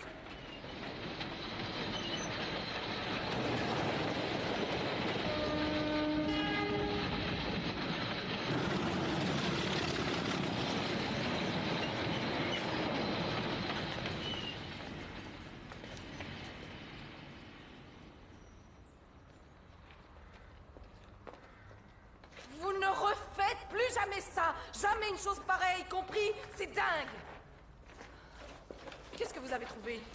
Une autre chute de la même moquette. On dirait qu'elle fait fureur en ce moment. Bien, appelez de la voiture et demandez à Collier de venir chercher ça. Je veux que le labo l'examine immédiatement. Il doit y avoir des marques et des taches douteuses. Comment vous avez eu l'idée de chercher là? Mon nez et de la réflexion. Il fallait transporter le corps dans quelque chose. Alors quand ils l'ont balancé sur le toit du train, ils ont jeté le bout de moquette après en espérant qu'il serait emporté à des kilomètres d'ici. Mais heureusement pour nous, il est tombé dans le tunnel.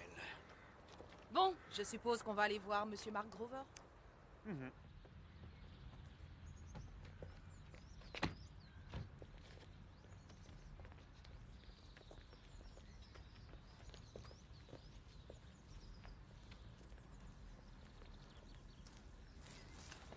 Si c'est la presse, vous allez vous faire voir ailleurs. Non, nous sommes de la police, monsieur Collard.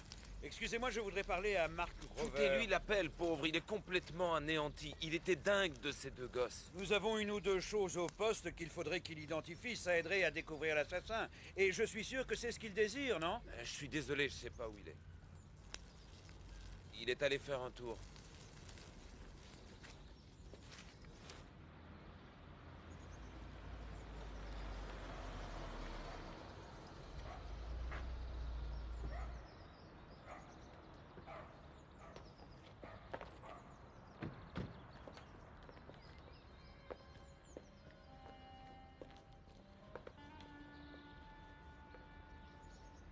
Monsieur Grover?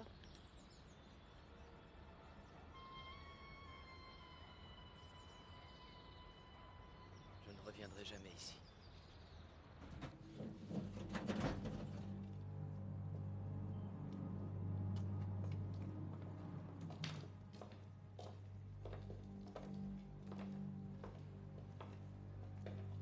Restez là.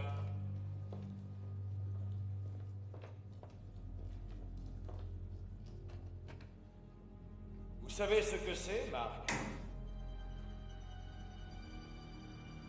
Non. Oh, mais si, vous le savez. C'est votre part des chutes de moquette que vous avez pris chez Bonley après l'avoir posée l'autre soir. Vous voyez ces traces? Ce sont des traces de sang.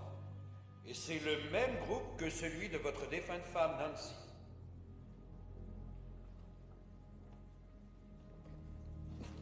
Je veux sortir. Arrêtez-le, s'il vous plaît.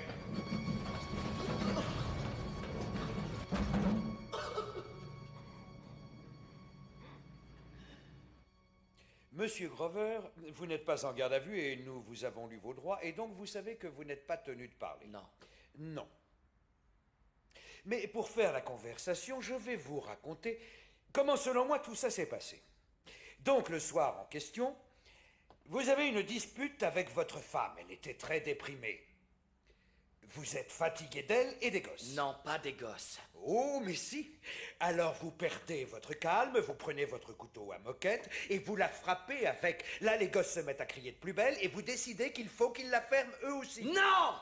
J'ai jamais rien fait à mes gosses! Maintenant, il y a plein de sang sur votre belle moquette neuve, alors vous devez vous en débarrasser. Donc vous allez la jeter sur le toit d'un train pas très loin du tunnel où vous avez déjà mis le cadavre de votre femme sur les rails pour faire croire à un suicide. Non, ça s'est pas passé comme ça! Vraiment? Comment ça s'est passé alors? C'est bon, dites-le moi.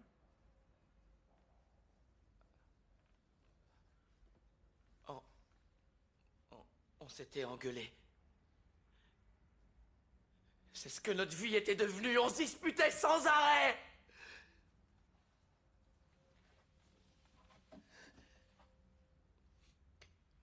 Elle ne s'en sortait pas.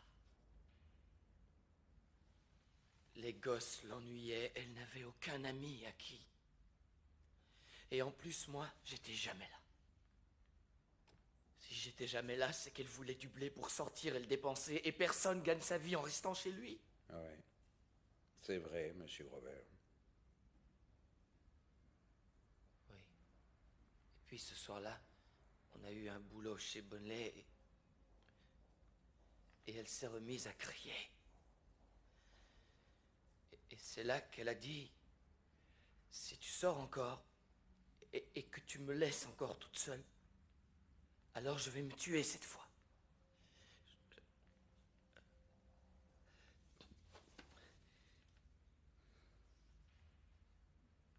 Vous saviez qu'elle était enceinte? Oui, de 2 mois. Elle disait qu'elle voulait avorter. Mais vous n'étiez pas d'accord avec ça? J'ai dit que l'enfant était aussi le mien.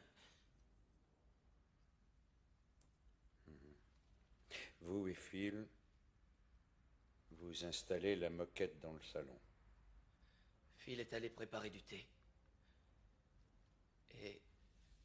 Et là, Nancy est apparue. Et elle s'est mise à se foutre de moi. Elle s'est mise à se foutre de vous?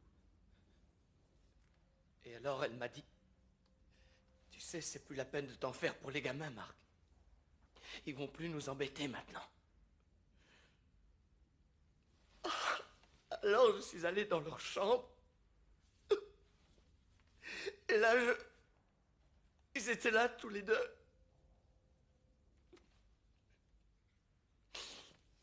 Et elle les avait étouffés en mettant un oreiller sur leur tête. Je suis reparti dans le salon et là, elle continuait à se foutre de moi. Et j'avais mon couteau à la main. Et j'ai...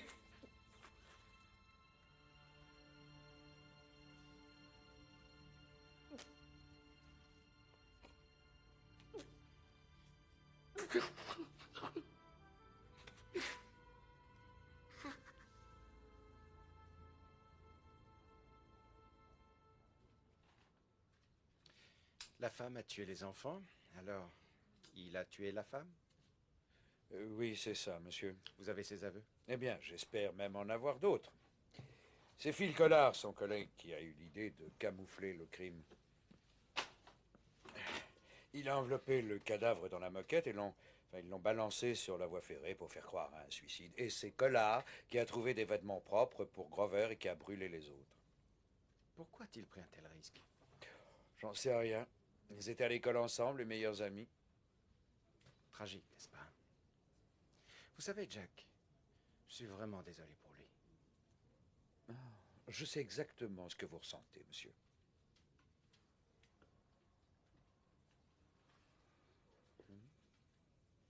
Oh, mais j'oubliais, Jack. Je crois que je vous dois quelque chose.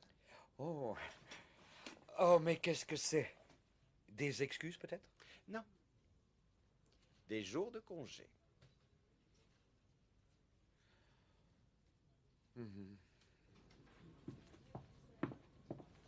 Ah, monsieur. Oui? Vous avez une minute? Oui, j'en ai même plusieurs, sergent. Qu'est-ce qu'il y a? Eh bien, quelque chose me tracassait à propos de l'affaire Hoxton. Alors j'ai pensé qu'il serait bon de vérifier les noms des anciens locataires qui avaient vécu à la vieille ferme. Regardez ça. Oui, alors? Une de nos deux sœurs, mademoiselle Fleming.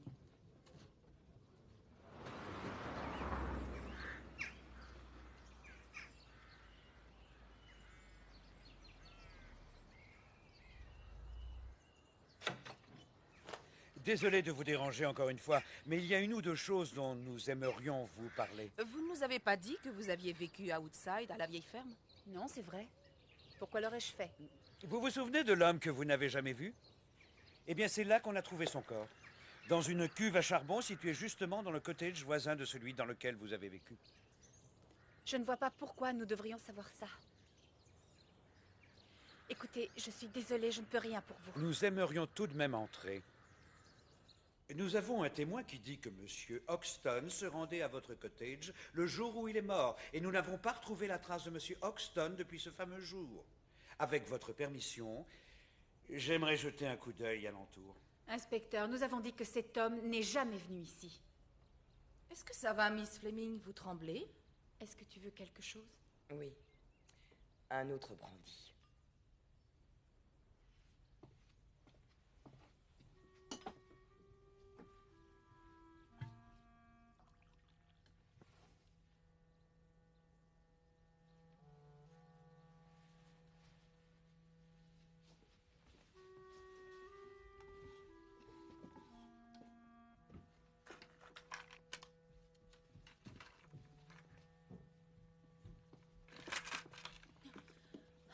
Vous n'avez pas le droit de pénétrer ici.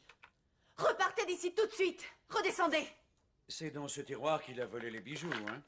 Oh, ne soyez pas ridicules, ils sont tous là, vous le voyez? Qu'est-ce que c'est que ça? Ce sont vos passeports? Posez ça immédiatement. Reposez-les. Mais calmez-vous, enfin! Ça suffit, Julie! Veuillez excuser ma sœur. Vous n'êtes pas sœur, c'est ça, hein? Non. Ce passeport est à Mademoiselle Fleming et celui-là à Mademoiselle Adams. Nous vivons ensemble. Mais nous disons que nous sommes sœurs plutôt que maîtresses. Ça vaut beaucoup mieux parce que les gens d'ici ont l'esprit étroit. On est venu ici pour profiter de la vie et on préfère ne pas en parler. Est-ce que Lemmy Hoxton a menacé de révéler votre situation? Oui, c'est vrai, il est passé ici. Il nous a cambriolés et il a fui. Quoi, il vous a cambriolé? Vous n'avez rien fait pour l'arrêter? On ne voulait pas que les gens sachent ce qu'il avait volé. Vous m'avez dit qu'il ne manquait rien? Que tout était là? Regardez tous ces bijoux. Lemmy n'aurait pas voulu s'enfuir d'ici en laissant tout ça derrière lui. Il n'est jamais reparti d'ici, n'est-ce pas? Il n'a jamais repris cette allée, hein? Caroline est très perturbée, elle ne sait pas ce qu'elle dit. Mais non, nous allons devoir nous expliquer, chérie.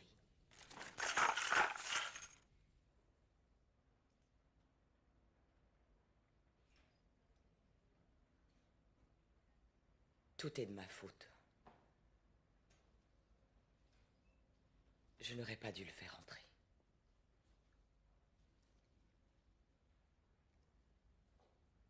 Pendant que je rangeais un peu la cuisine, il s'est faufilé à l'étage.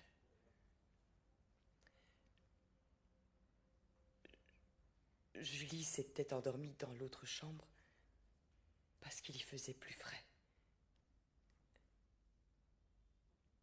Elle l'a entendu. C'était tout d'abord dans la salle de bain. Et ensuite dans ma chambre.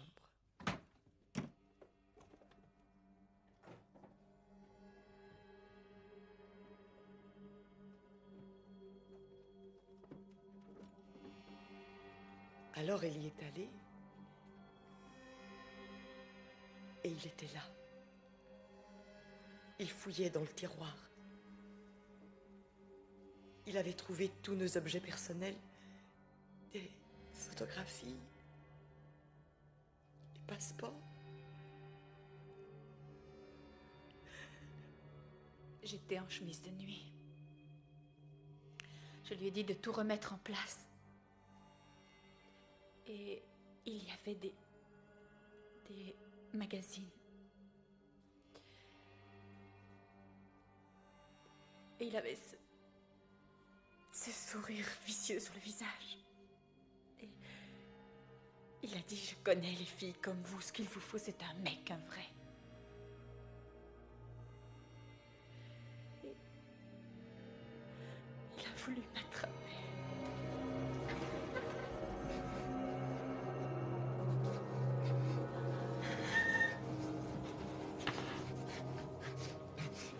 Je me suis débattue.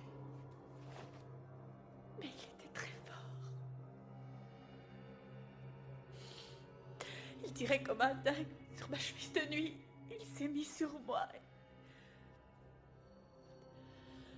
Il voulait abuser de moi. J'ai hurlé. J'ai entendu Julie qui hurlait. Je suis montée en courant et je suis allée dans la chambre. Et Julie était écrasée par ce fusil.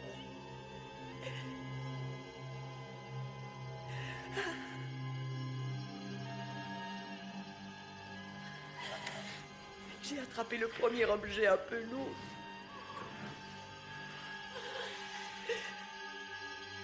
Et j'ai pris mon élan et je l'ai frappé sur la tête.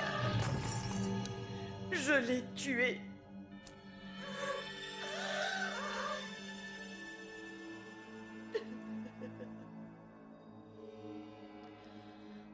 Caroline est venue à mon secours. J'essayais de me dégager.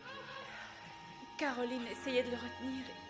Et elle l'a pris par sa chemise et il a lâché prise. Et c'est à ce moment-là que moi j'ai attrapé la lampe et je l'ai frappé.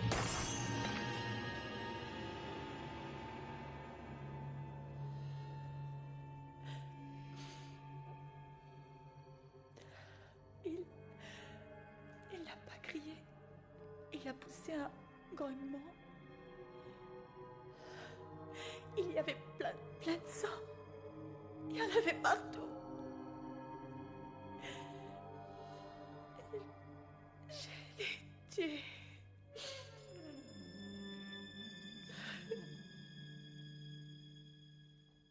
Vous auriez dû prévenir la police. Votre ami avait été attaqué. Il avait essayé de la violer. Elle avait eu peur pour sa vie. C'est ce qu'on appelle assistance à personne en danger. Ça peut paraître difficile à comprendre, inspecteur. Mais il y a 2 ans, je suis tombée amoureuse pour la première fois de ma vie. Et c'était de Julie. Je suis partie avec elle et j'ai abandonné un époux et 2 petits-enfants. J'ai changé de nom immédiatement. J'ai changé toute ma vie. Et je savais bien que si on parlait de l'attaque, toute l'histoire sortirait au grand jour. Donc, tant que le cadavre n'était pas découvert, vous pensiez pouvoir tout oublier? Oh non, il n'y a pas un seul jour qui passe où je ne pense pas à ce qui s'est produit.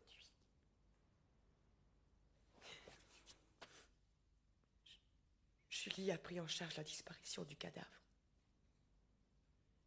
Après l'avoir tué, j'étais un vrai zombie. J'ai fait tout ce qu'elle disait. Qu'est-ce qu'on va faire de nous, inspecteur? Vous allez être mise en garde à vue.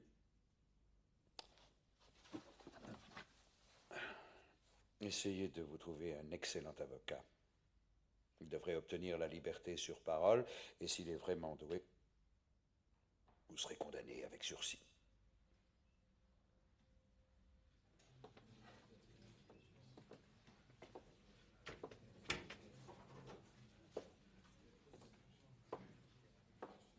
Devinez quoi? Julie a fait des aveux. Mhm. J'ai ceux de Caroline. Chacune protège l'autre. Bon. Qu'est-ce qu'on fait maintenant? On les laisse discuter avec leur avocat, puis on les réinterrogera, et puis elles nous avoueront la vérité. Sergent, Monsieur? Dites à l'avocat de service qu'il peut aller voir ses clientes.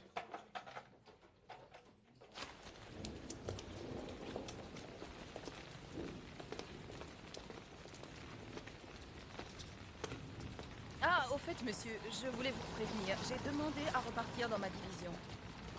Il paraît que c'est mieux pour ma carrière. Vous n'avez pas eu de promotion, alors? Monsieur Melette dit qu'il a fait tout ce qu'il a pu. Oui, je suis sûr que s'il le dit, il l'a fait. Non, je suis désolé, sergent. C'est gentil de me le dire. Je le pense vraiment. Vous avez raison. Quelque chose vous a déplu? Oui, oui, le coup dans le tunnel. Ah. Non, je plaisantais, ça n'a rien à voir avec vous. Oh, je sais que je suis un vieil ours mal léché. Ah, ce n'est pas exactement ce que je dirais.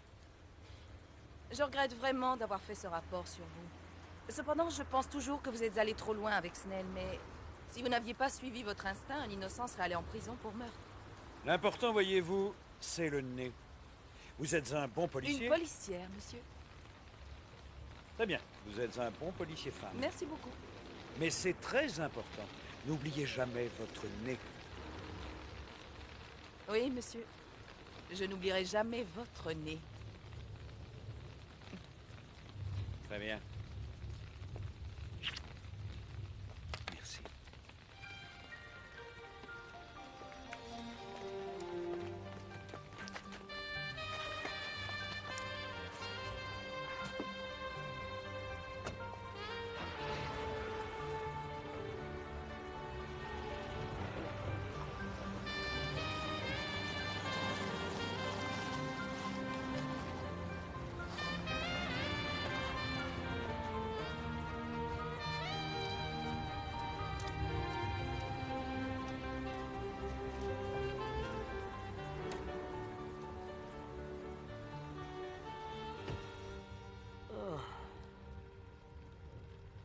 Tiens, qu'est-ce que tu lis? Je t'avais dit que tu avais besoin de congés. Oh, des congés. Oui, il y en a qui ont droit au soleil, alors que pour les autres, il n'y a que de la pluie. C'est pas juste tout ça, tu trouves pas? Tu sais, j'ai entendu dire que Benidorm, c'est pas mal. Benidorm?